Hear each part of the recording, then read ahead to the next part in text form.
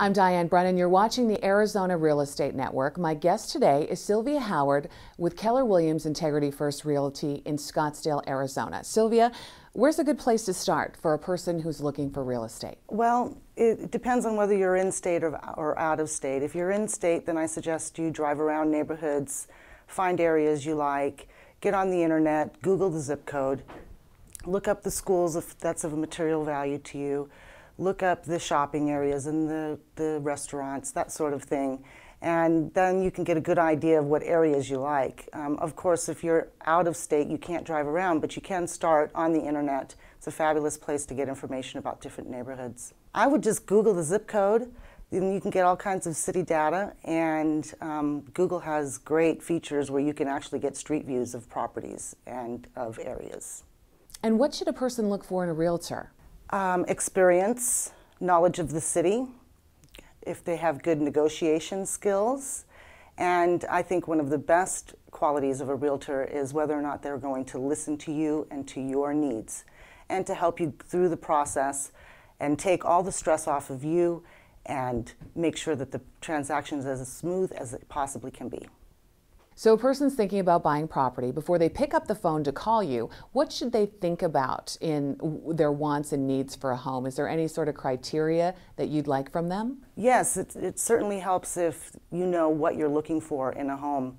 Your criteria, such as how many bedrooms, square footage, do you want a pool, do you want a single story or a two-story? What style of a home do you like? Is it a Tuscan or a ranch?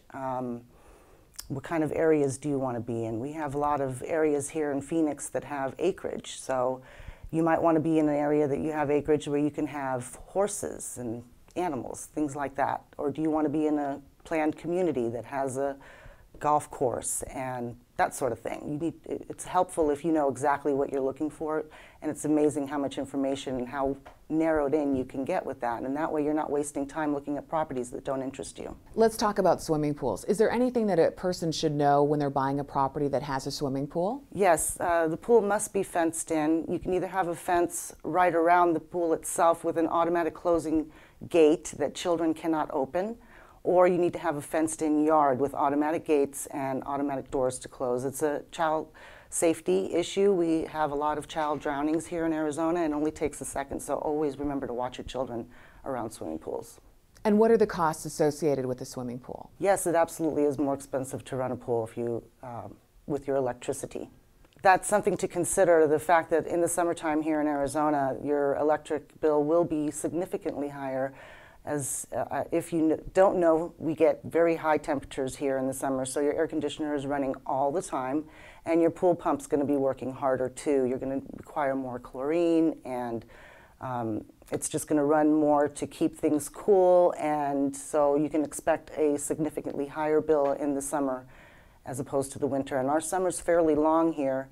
It gets pretty warm by the end of May and stays very warm until September or October.